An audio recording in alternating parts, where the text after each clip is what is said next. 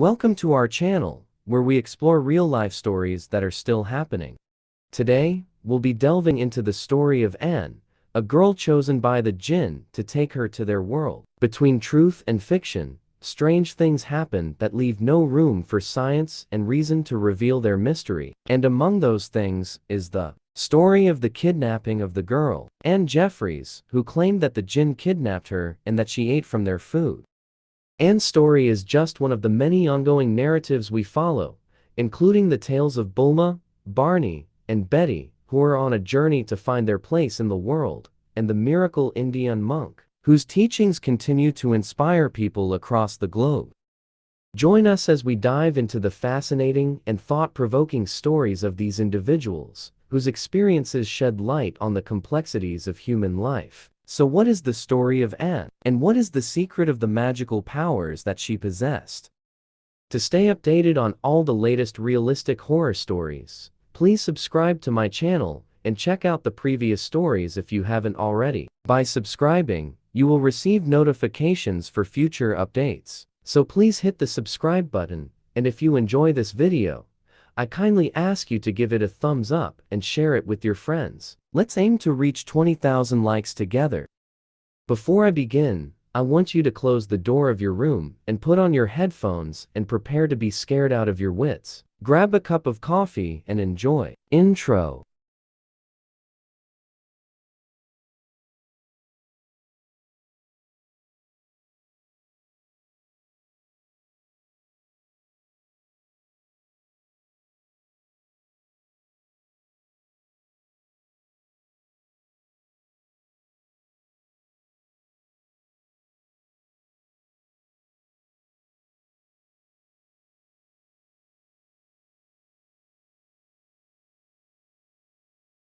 The events of this story took place in the village of Teth in the county of Cornwall, southwest of England. Anne Jeffries was born in December 1626 AD in a poor family. Her father was a farmer working on the farm, and he raised his daughter after her mother died. And after she grew up, and she became a young girl at the age of 19, and her father decided to send her to work in Mr. Pitt's house. The Pitt family was one of the richest families, with the Bate family, and was working at home and things were going well, until she had a strange accident in 1645 The chief of the dwarves, who was wearing a hat, came forward. While Anne was knitting wool in the garden of the house, she felt that someone was watching her, but she ignored it. And after a while, she heard a movement coming from the grass, and suddenly 6 dwarfs came out from among the grass and jumped over the fence and surrounded her. They were short, they were tall, and dressed in green clothes, and their eyes shone with a strange light. Then their leader, who was distinguished by the hat with the red feather, came forward and spoke to her in a friendly manner that removed her fear of them. He reached her neck and kissed her. Anne felt a tickle, and she could not stop him. The rest of the dwarves attacked her and jumped on her to do what their leader did. During that, one of the dwarfs put his hand on her eyes, and here Anne felt a tingling. Then she closed her eyes and darkness fell. You didn't see anything. Then I felt it rising in the sky amid a loud noise. And after a few moments I felt it landed on the ground. Then I heard the voice of one of the dwarfs crying, "Tear, tear." She opened her eyes to find herself in a dreamland. That's when she opened her eyes to find herself in the land of dreams. The earth was green as far as the eye could see. The trees were decorated with exotic flowers. The birds of bright colors were singing the sweetest melodies, and the rivers were swimming in them with fish of golden and silver colors, and people were wearing brightly colored clothes and playing, and they danced to the music. Anne was very pleased with what she saw, especially when she found herself wearing clothes similar to those clothes, and her hair was styled and had a lot of jewelry on it. During her wandering, she found the 6 dwarfs and wandered around the place with their leader for some time. Then suddenly, the earth shook and Anne was attacked by evil dwarves who tried to attack her, and the dwarf leader tried to defend her until he was injured, after which one of the dwarfs put his hand on her eyes, and darkness fell again, and she felt the noise and vibration, and when the voices subsided, she found herself in the garden of the house again, but she was exhausted and could not move. and her eyelids fell asleep, and after Mrs. Pitt felt her absence, she went to the garden to check on her, and there she found her lying on the garden floor, and she had violent convulsions. She quickly ordered the rest of the maids to take her to her room, and Mrs. Pitt quickly called for a doctor. However, the doctor was unable to diagnose her condition, and only said, "You should not disturb her so that her condition does not worsen." Anne was bedridden for several months. Anne was unable to move and remained bedridden for several months. With the harvest season, she was able to stand on her feet, and for the first time since she had been subjected to this strange accident, and with heavy steps, Anne moved to the hall. There, Mrs. Beth went to the neighboring village to do some work, and when she returned in the evening, she had a violent accident that caused a severe wound to her right leg, and her servant carried her on horseback to her house. She sent for a doctor, but Anne insisted that she see her mistress's injured leg. She grabbed her mistress's leg and put it on her lap, and with a quick movement she wiped it, and suddenly, the miracle happened. But she insisted on knowing the secret. Anne told her her secret and that the dwarves were the cause of her injury because she had taken her out of the room against her will, and stipulated that she not tell anyone about her relationship with the 6 dwarves and her ability to heal the disease, so as not to be exposed to trouble and accusation of witchcraft and sorcery.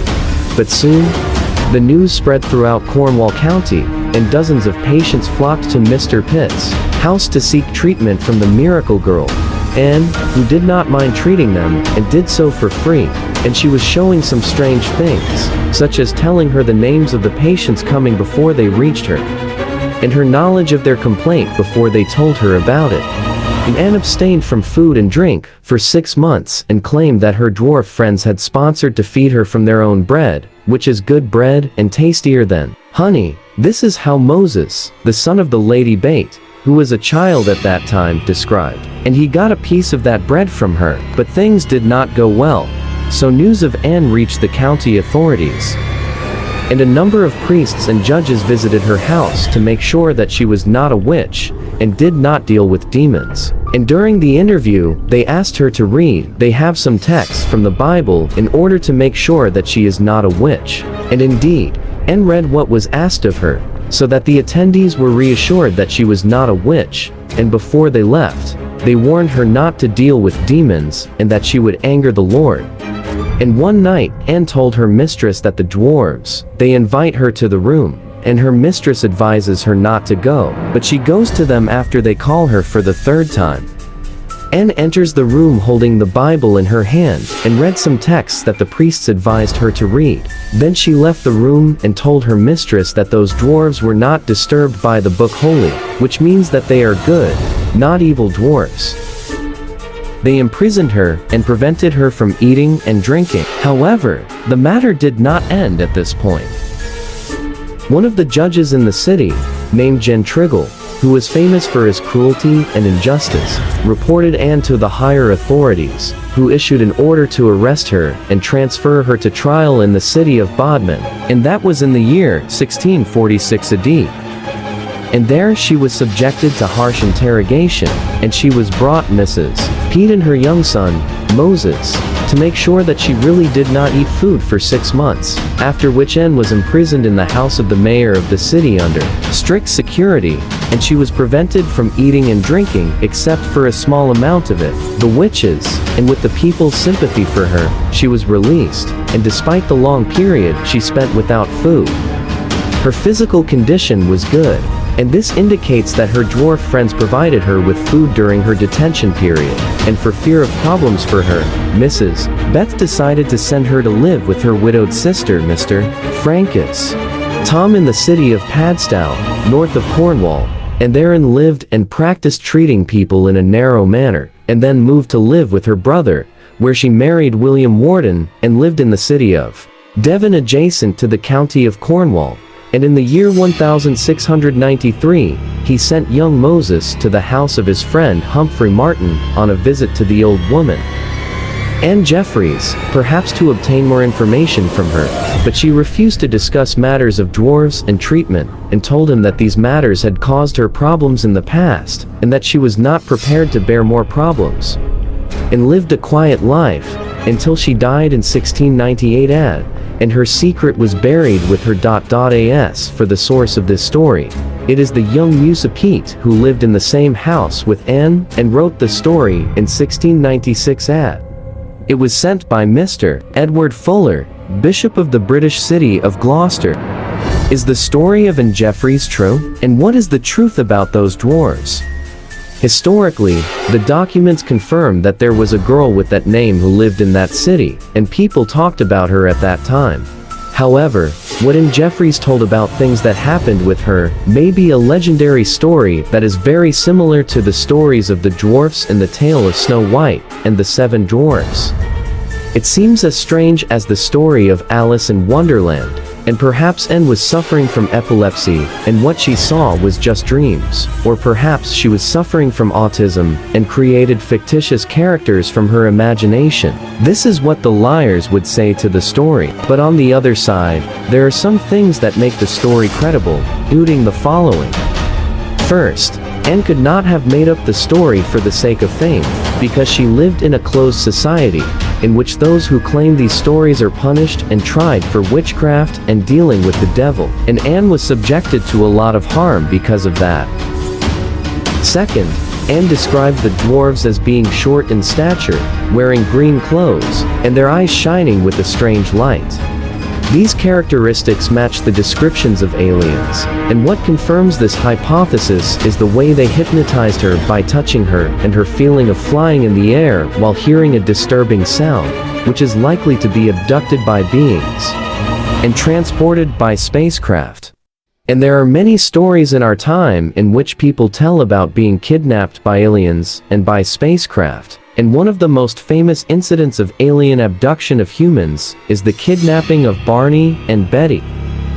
Barney and Betty and the alien image as described. The incident took place on September 19, 1961 while Barney and his wife Betty Hill were returning in their car from vacation in Niagara Falls, and while Barney was driving the car on the highway in southern New Hampshire, Betty drew attention to a bright star-like light from the sky, and with time, the light increased, and as if he was approaching the car, Betty told her husband, who stopped the car on the side of the road and got out of the car carrying binoculars to explore the source of the light, and suddenly, he felt a strange voice coming from inside him, telling him to walk towards the forest. Barry felt worried and decided to deviate from the road by car, but he felt an electric charge. It ran through his body and he lost consciousness, and when Barry and his wife woke up, they found themselves 35 miles south of the highway, and their condition was very bad, as Barry's clothes and shoes were torn, and Betty's dress was completely torn, and without knowing what happened to them, he drove. Barry drove his car quickly until they reached the house. And there they watched, in order to remove any trace of what might have happened with them. Then the two sat down to remember what happened, to no avail. And finally, they tried to draw those space creatures that they saw. Then Barry informed the US Air Force headquarters of what happened with them, and after interrogating him, the case file was closed. But Betty kept dreaming strange dreams about men with gray skin and wide black eyes and wearing blue rubber uniforms.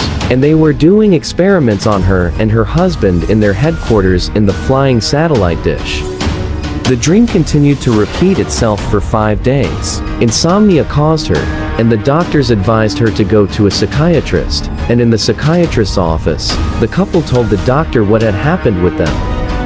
And for this reason, the doctor decided to conduct a hypnosis session, and during the session, Betty talked about being subjected to a medical examination by aliens and taking samples from her body, and described how they pricked her body with strange tentacles, and that she felt pain. But one of the aliens wiped his hand on her head, and the pain disappeared. As for Barry, he spoke the same as Betty described, and he spoke that they took samples of his semen.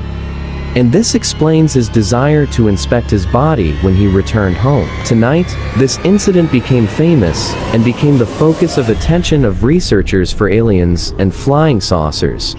And after that many similar stories appeared, but not with the same accuracy and details, which makes it the most famous story of alien abductions. The little girl Bulma. In the year 2013 News spread about the appearance of a miracle girl who treats many physical and psychological diseases with herbs, and dozens of patients flocked to seek treatment in the El Naksha area in the Yemeni governorate of Taiz, where the girl called Bulma, who is 8 years old, lives, and who is said to diagnose incurable diseases just by looking at her the patient and giving him some herbs for his treatment for a small amount that does not exceed $1 only. And many rumors and gossip arose about that girl, some of whom said that her mother gave birth to her next to a mountain, and that she saw a light coming out of her, and it is said that she disappears 2 days a week to collect medicinal herbs from the mountains, and there she meets the Jinn, who guide her to medicinal herbs, and there are sayings that the Jinn kidnapped her, then she returned, and she had the gift of treating diseases. She was treating patients for a small amount. As for Bulma, she does not desire fame, but rather she refrains from meeting journalists and the media except rarely, and she was subjected to fierce criticism from the scholars, who accused her of being a witch and dealing with the Jinn. Diseases and properties of herbs. This is in addition to her questions about the names of the mothers of disease, and this is what resembles the actions of magicians and sorcerers. And there are many others in Yemen who claim to treat people in strange ways, and they are called al-Mahdi, and it is a person who treats simple cases such as extracting fish spines stuck from the throat, and treating snake and scorpion bites, and other conditions. What is strange about these people is their ability to control the movement of snakes and scorpions, and push them to stop in their place, and then ask anyone else to kill them. But these people disappeared and no longer showed these abilities, because many of them were assassinated on charges of witchcraft and sorcery. As for the ability to live without food and drink, there are many people who have been able to achieve this achievement, including the Indian monk Prahlad Yani from the state of Gujarat, an old man who has exceeded 80 years of age. Miracle Indian monk. Yani says, he fled from his home in the state of Rajasthan, and lived in a temple in the jungle, and claimed that he had not eaten or drunk since 1940 and gained his miraculous strength by practicing yoga and deep breathing, and that the gods put food and drink in his stomach. And in 2003 scientists carried out many medical researches on him, and he was kept in a closed room for 10 days without food or drink, and he remained in good health, and no one discovered the secret of this strange mystery.